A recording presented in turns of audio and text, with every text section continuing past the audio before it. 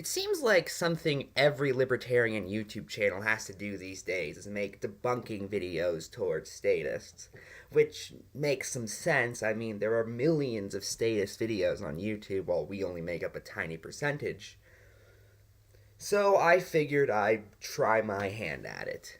As I mentioned last time, I'm actually from the commentary community, which basically just made debunking videos. So, I don't know, let's type in something general like Libertarianism debunked. Huh.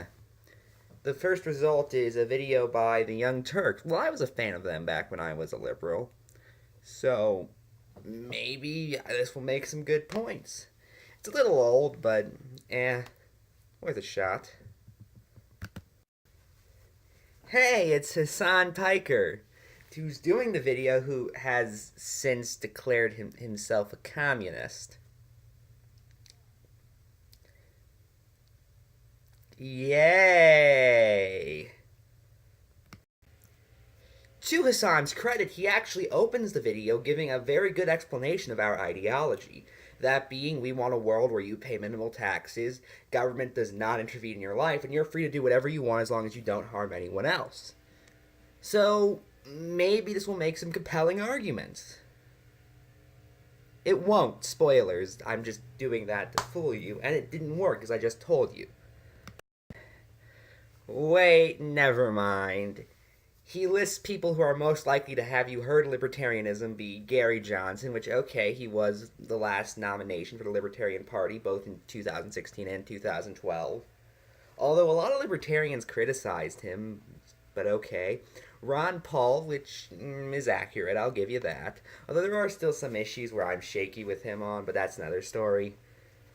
And because you read Ayn Rand. And people, how many times do we have to explain this? Well, there are tons of us who turn to libertarians because we read Ayn Rand.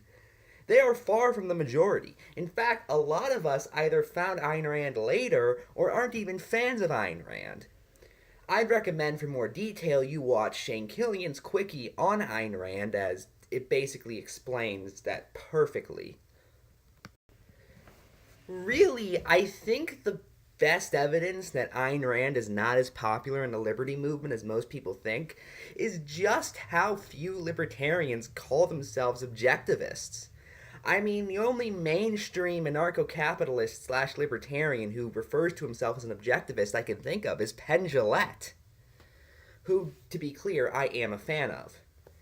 If anything, I've noticed more Republican libertarian-ish candidates and politicians referring to Ayn Rand, like Ted Cruz and Paul Ryan, as opposed to actual libertarians on all issues. And may I remind you, on social issues, Ted Cruz is about as authoritarian as it gets. That's a liberty now? Basically, if Ayn Rand is a good source for libertarianism, somebody should tell the libertarians and the Ayn Rand fans, as neither of them seem to believe that. You also have to love how he picks one of the easier people to dismantle. For those who do not know, objectivism is highly based around selfishness, which is, while not the antithesis of libertarianism, is completely opposed in the way Rand describes it. Rand basically did not even believe in voluntary charity, which libertarians are all about. That's why we tend to donate the most. Why not go after someone like Murray Rothbard or Milton Friedman? Oh wait, because those people are harder to quote mine. He then describes the core value of libertarianism to be small government. As I mentioned in my last video, that's just not true. It's the absence of aggression we're about. If you can create a government that does not have aggression involved, which we think is generally impossible, but you can try, then we would not be opposed to it.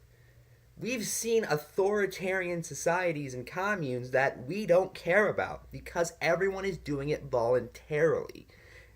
Hence why we have never tried to stop things like the Venus Project. Even though we think they're a bunch of nut bars, they can try whatever they want. They just can't force us to try it. That's the essence of libertarian thought. Small government, as I mentioned last time, is not the core of libertarian principles, but simply a side effect of libertarian principles. He then gives off the old chestnut that fiscally conservative Republicans are really the entire libertarian base. Despite the fact that in 2016 we got quite a lot of Bernie bros, but you know. Also, government attempts at fiscal conservatism, or at least what Hassan Piker thinks fiscal conservatism is highly anti-libertarian, as it typically creates deficit spending, which causes inflation, and both are things we are highly against. But he doesn't know that. He praises our social beliefs, although doesn't recognize the overlying factor as to why we have those social beliefs. However, highly disagrees with our economic beliefs, which we've seen a million times from progressives, and describes our beliefs as the idea that the principles that drive a free market economy are also how people can govern themselves. The free market economy is people governing themselves. So you're basically saying the principles that drive a free market economy can drive a free market economy. That sounds very true by default. He tries to debunk the idea that people can govern themselves and form social order through the very existence of criminals. However, you are ignoring the number one reason as to why crime happens. Poverty. That is the number one cause of crime. People don't steal just because they feel like it. They steal because they want something, or in most cases, need something they are unable to afford. And what is the number one cause of poverty? Government. There's a video I'd recommend you look up if you don't believe me, and I'm just talking to the viewers here, called An Introduction to Anarcho-Capitalism. In that video, Mr. Dapperton, Shane Killian, and Listen to Reason determined that if the government had stopped existing in 1988, your dollar would go 16 2/3 times farther than it does now. Think about that for a second. Basically, poor people exist, so the government declared war on poverty under Lyndon Johnson and handed out welfare.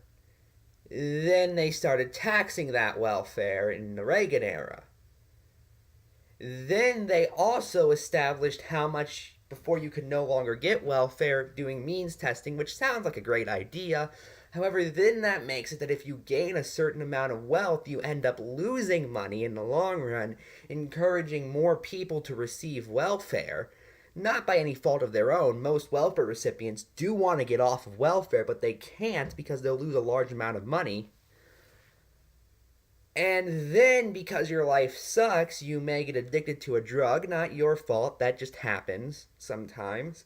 And then the government has made it so it costs hundreds of dollars because the only source you can get it from is black market dealers, and you need to spend that much to make sure it isn't laced with small amounts of cyanide. Basically, the number one cause of crime is government. You cannot deny that. Had to turn the fan on because otherwise I may have a heat stroke recording this video. Hassan then asks, well, who will defend the defenseless? To which the answer is, us. To quote John McAfee, if you see a child drowning, even if you're in a business suit, you're going to stop and save him, no matter what. And that's really the answer here. And Hassan talks about how we should make food, clothing, housing, and all of that affordable. Well, wasn't that the whole point of the Great Society? And as I just established, look at how well that turned out. He then starts briefly talking about income inequality and wealth inequality in general, to which basically the response is, the more capitalist a country is, the less wealth inequality there is. That's just been proven, so I have no clue what he's talking about. And as for his point on regulation, well, here's how that sounds to us. Big businesses are in bed with the government. We need to do something to stop them. And who will we get to stop them exactly?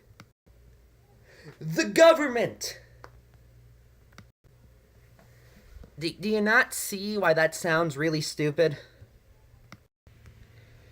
He then sort of just goes on about how deregulation and a wealth gap will create massive income inequality, which we've already established is just untrue. And then he goes on this weird tangent about how the poor will be forced to take jobs they don't want, unlike our current system, and live in cheap places again, unlike our welfare state. You ever heard of housing projects? Look those up sometime. They're pretty interesting. Honest to God, some of them look worse than a stereotypical haunted house that you dare your friend to sleep in for a night when you're 8.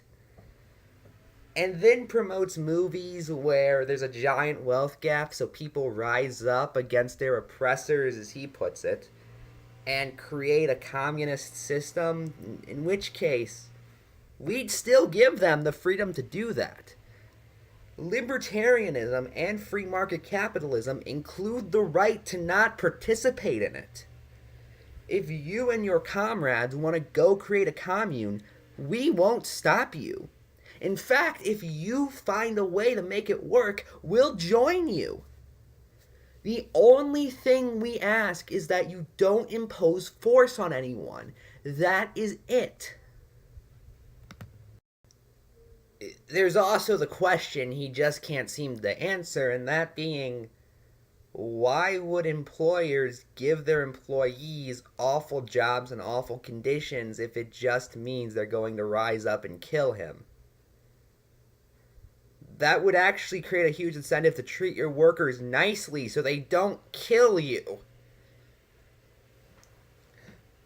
Do you just assume that rich people don't understand what death is? This argument makes no sense. He ends by saying libertarianism is like communism. And as we've already established, Hassan Piker, since this video has been made, has identified as a communist. Even telling Charlie Kirk a few years ago at Politicon that he wished more people just understood the Communist Manifesto and defended this ideology to Jesse Lee Peterson. So, in conclusion, libertarianism is like communism to this man, so therefore it must work. I'm Ephraim, and keep making the case for liberty.